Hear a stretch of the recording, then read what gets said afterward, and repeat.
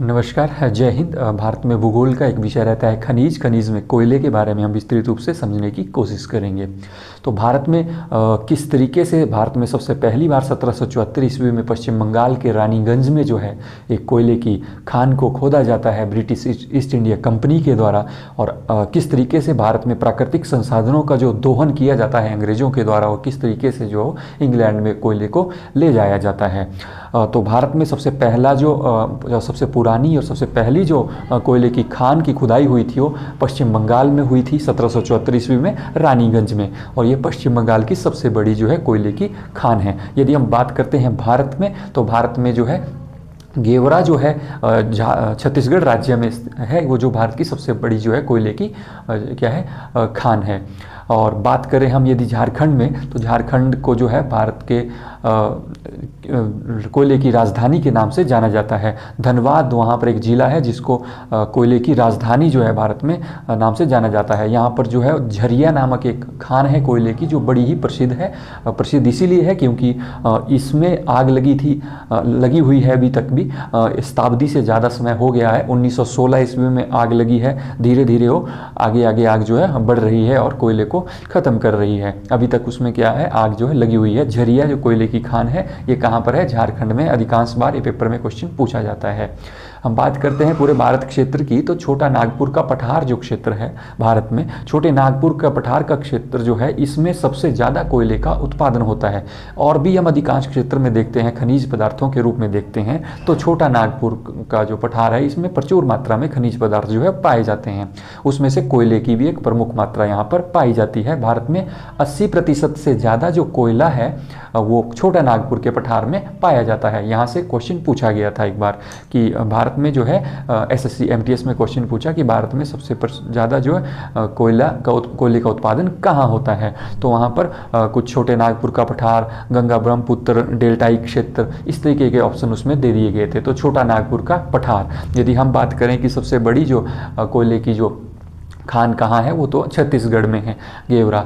और उसके बाद झरिया कोयले की खान की बात करी तो 1916 ईस्वी में झारखंड में झरिया है, वहाँ पर उसमें आग लग गई थी। धनबाद एक ज़िला है झारखंड में, जहाँ पर जो है इसको कोयले की राजधानी भारत की जो है इससे जाना जाता है। उसके बाद हम यदि पूरे विश्व में चलते हैं, तो पूरे विश्व में सबसे ज़्यादा जो कोयला पाया जाता है वो चीन के पास पाया जाता है। चीन जो है वो सबसे ज़्यादा उत्पादन करता है कोयले का, और खपत भी वही चीन ही सबसे ज़्यादा है करता है।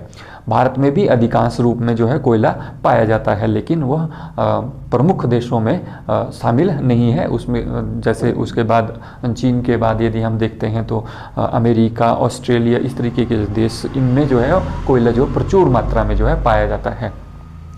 तो कोयला जो होता है वो कोयला के बनने की प्रक्रिया कैसी होती है, तो कोयला कैसे बनता है, तो कोयला जो है लाखों वर्ष पहले जो है कुछ हमारे जो पेड़ पौधे हैं जो ज़मीन के नीचे दब जाते हैं, और ज़मीन के नीचे दबने से उच्च तापमान होने के कारण और दबाव अधिक होने के कारण जो है ये तब्दील हो जाते हैं इन खनिज पदार्थों में, कोयले में जो है वो तब्दील हो जाते हैं। उसी तरह हम पेट्रोलियम की भी आगे बात करते हैं तो वो भी वही ये के प्रोसेस है।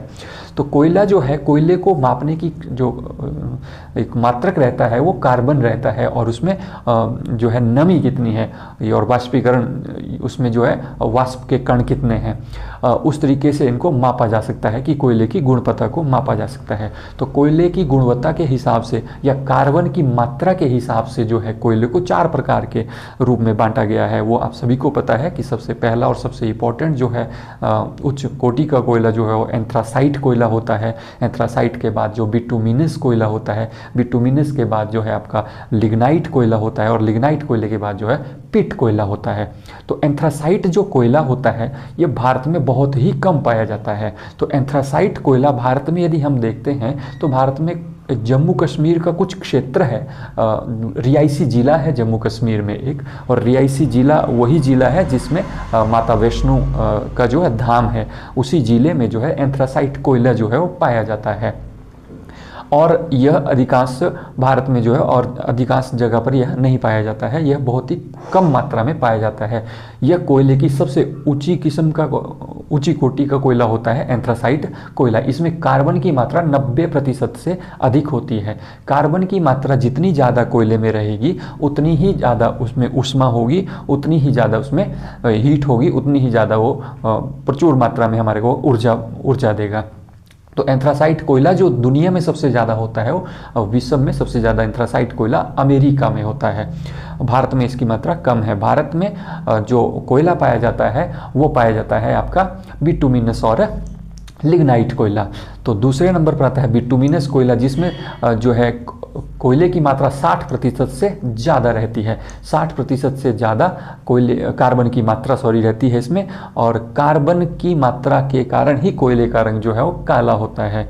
ठीक है, और जो आपका बिटुमिनस कोयला है इसको काला कोयला भी कहा जाता है। अधिकांश बार जो है क्वेश्चन पेपर में पूछे गए हैं किसको काला कोयला कहा जाता है और किसको पक्का कोयला कहा जाता है। तो पक्का कोयला जो है एंथ्रासाइट को कहा जाता है। ठीक है, हार्ड कोल।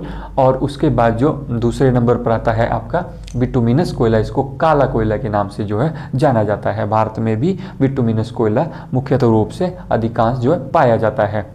और ये छोटा नागपुर के पठार वाला क्षेत्र है, यहाँ पर अधिकांश जो पाया जाता है वो बिटुमिनस कोयला ही पाया जाता है। उसके बाद तीसरे नंबर पर यदि हम आते हैं तो आता है लिग्नाइट कोयला। लिग्नाइट कोयले को भूरे कोयले के नाम से भी जानते हैं। और लिग्नाइट कोयला जो है वो सबसे ज़्यादा यदि हम देखते हैं इसकी मात्रा तमिलनाडु क्षेत्र में देखने को मिलती है। तमिलनाडु भारत के राज्य में जो है सबसे ज़्यादा जो लिग्नाइट कोयला है पाया जाता है, और इसमें कार्बन की मात्रा जो है वो 60% से कम रहती है। उसके बाद अंतिम जो आता है सबसे जो निम्न कोटि का जो कोयला है वो पिट कोयला होता है। पिट कोयला जो होता है और लिग्नाइट कोयला जो होते हैं दोनों ही क्या है, ये पिट कोयला ही धीरे धीरे जो है वो लिग्नाइट का जो है वो रूप लेता है। इस तरीके से आप समझ सकते हैं। पिट कोयला जो है वो उच्च ताप पर नहीं जो है वो होता है वो खनिज पदार्थ, इसीलिए वो उसमें थोड़ी सी जो है कमी रह जाती है कार्बन की।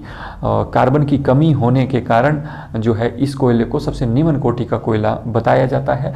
और ये कोयला जो है ये भारत में अधिकांश क्षेत्र में जो है पाया जाता है।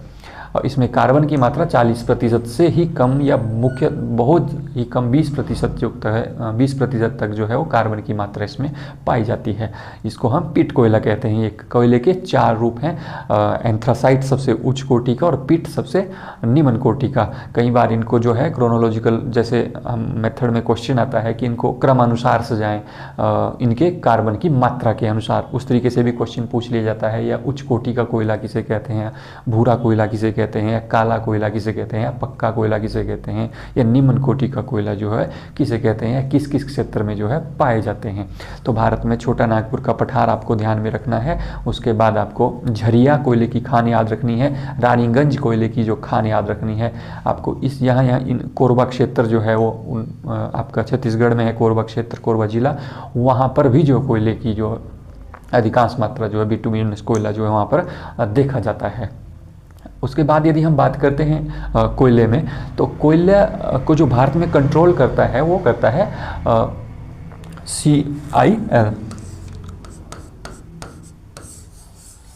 ठीक है, कोल इंडिया लिमिटेड। इसकी स्थापना 1975 ईस्वी में हुई थी और इसका हेडक्वार्टर जो है कलकत्ता में है, वो आपको ध्यान रखना है। वो इस तरीके से आप याद रख सकते हैं कि भारत में सबसे पहली कोयले की जो खान थी वो कलकत्ता में ही खोदी गई थी। मैंने आपको पहले भी जब आप क्लास में पढ़ाया होगा, इतिहास पढ़ाया है, तो मैंने आपको बार बार कोट किया था कि जो भारत में जो अंग्रेज ईस्ट इंडिया कंपनी रही थी वो समुद्र के किनारे किनारे रही थी, और कोलकाता उनका बहुत ज़्यादा फेमस जो जगह थी, बड़ी प्रसिद्ध जगह थी उनके लिए कोलकाता। तो कोलकाता में इसका क्या है, हेडक्वार्टर है।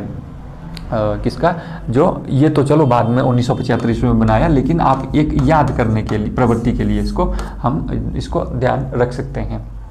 और उसके बाद जो आता है एक सेंट्रियल कोयले की खान है, एक सेंट्रियल, ये USA में है, और इस सेंट्रल कोयले की खान में 1962 में आग लगी थी। जैसे भारत के झरिया कोयले की खान में 1916 में आग लगी थी, तो 1962 ईस्वी में वहाँ पर भी जो है आग लगी थी इस कोयले की खान में। यहाँ पर भी उच्च कोटि का कोयला जो है वो मुख्यतः रूप से पाया जाता है और इसमें भी आग लगी है, जिसको अभी तक सुलझाया नहीं गया है, बुझाया नहीं गया है। इसको बुझाने का एक बड़ा ही कठिन ये प्रोसेस होता है, इसको आसानी से नहीं बुझाया जा सकता है। और कोयला जो होता है वो हमारी सतह पर अवसादी चट्टानें यदि हम पढ़ेंगे तो चट्टानों में आप प्रकार पढ़ेंगे कि किस किस आग्नेय चट्टानें, अवसादी चट्टानें, किस किस तरह की चट्टानें होती हैं। तो अवसादी चट्टानों में, इनको अंग्रेजी में सेडिमेंट्री रॉक्स कहते हैं, वहाँ पर कोयला इसका एक रूपांतरण है। यदि आपको क्वेश्चन पूछेगा कि किस चट्टान के अंतर्गत जो है कोयला हमें मिलता है, तो कोयला हमें मिलता है अवसादी चट्टान के कारण। कोयले का रंग